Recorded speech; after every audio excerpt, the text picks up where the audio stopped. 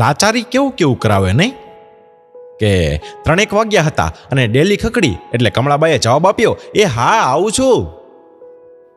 સામેથી પણ જવાબ મળ્યો કે ટપાલ છે. હળવે હળવે ચાલીને એને ડેલી ખોલી અને આવનાર જાણીતો જ હતો. એ બોલ્યા કે તું પોપટનો દીકરો ને, તારું નામ ભૂલી ગઈ. સામેવાળાએ કહ્યું કે મારું નામ દિલીપ. બાપુજી ગુજરી ગયા પછી મને રાખ્યો છે, પગાર ઓછો મળે પણ ચાલે છે. પછી હાથમાં પરબીડિયું લઈ કમળાબા બોલ્યા, આ શેનું હશે, તું જ જોઈ દે ને, મારે ચાનું ટાણું થયું છે તો તુંય પીતો જા. દિલીપે જોયું તો જીવન વીમાનો ચેક આવેલો હતો.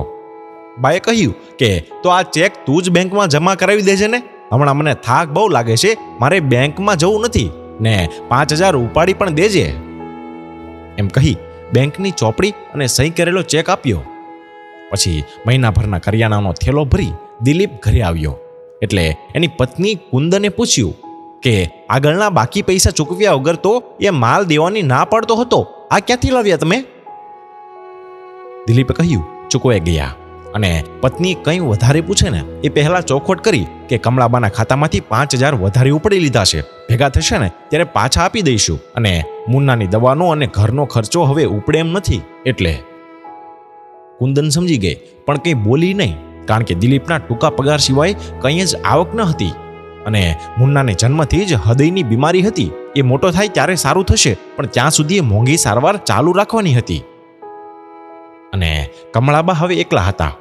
મધ્યમ ગામમાં ખેત ઉપજના વેપારમાં પતિ સારું કમાયા હતા. બેંકમાં ઘણી બચતો જમા હતી. પોતે મહિને એકાદ વાર બેંકમાં જઈને ઘર ખર્ચી ઉપાડી આવતા અને હવે દિલીપ લાવી આપતો, પણ એમાંથી થોડીક રકમ સેરવી લેતો એ.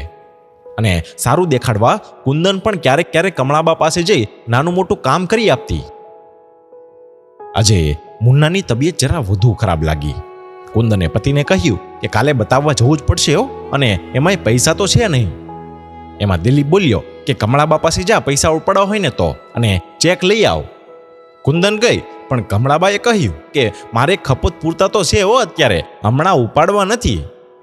કુંદન મૂંઝાણી, થોડું વિચારી અને બોલી, પણ બા મુન્નાને બહુ મજા નથી, કાલે બતાવવા જવું પડશે, થોડા ઉછીના આપશો? કમળાબા પૈસા રાખવાની નાની પેટી લઈ આવ્યા. લે, આમાં થોડા રાખી અને જોઈએ એટલા તું લઈ લે. દવાખાનેથી આવી ને રાતે કુંદને પતિને કહ્યું કે આપણે આમને આમ ક્યાં સુધી કમળાબાને છેતરતા રહીશું, અને ચોરીના પાપના પૈસાથી મુન્નો વધુ માંદો પડશે, આપણે આ સારું નથી કરતા હો. દિલીપ મૂંગે મૂંગો સાંભળતો રહ્યો. થોડી વાર પછી બોલ્યો કે મારી તો હિંમત જ નહીં ચાલે, કાલે જઈને તું ખરી વાત કરી દે, જેટલા લીધા છે એ બધા જ પૈસા થાશે ત્યારે આપણે આપી દઈશું એમ. પછી કુંદન કમળાબા પાસે ગઈ અને નીચે મોએ બોલી કે બા તમે અમને જેવા ખરાબ માનો હોય ને તેવા માનો, પણ મુન્નાની દવાના ખર્ચા ઘણા થાય છે, પહોંચી વળતું નથી, એટલે અમે તમારા પૈસા ચોરી લઈએ છીએ. આ પાપ મારા મુન્નાને ન નડે ને એટલે અમે બે અમારે માથે લઈએ છીએ, તમારે જે સજા કર્યો હોય ને એ કરો. એ નીચું જોઈને કમળાબાના જવાબની રાહ જોવા લાગી. એમાં કમળાબા બોલ્યા કે લાચારી માણસને શું નથી કરાવતી હે? મને વાંચતા આવડે છે. દિલીપ પહેલી વાર 10,000 ઉપાડીને 5,000 આપી ગયો ને ત્યારે એ વખતે જ મને ચોપડી પરથી ખબર પડી ગઈ હતી. પછી એક નિશ્વાસ નાખીને બોલ્યા કે કોઈનું ભેગું કરેલું ધન કોણ કેવી રીતે વાપરશે એની કોને ખબર છે? મારી પાસે ઘણા પૈસા છે, મુન્નાની દવા માટે જોઈએ ને તેટલા લઈ જજો. કંઈ જ બોલ્યા વગર કુંદને મુન્નાને બાના ખોળામાં મૂક્યો. ઝાપટીયું લીધું અને ઘરમાં બધે જ ઝાપટ ઝૂપટ કરવા લાગી. ઘર સફાઈનું કામ પૂરું થયું, હાથમાં ધોઈને એ બા પાસે બેઠી.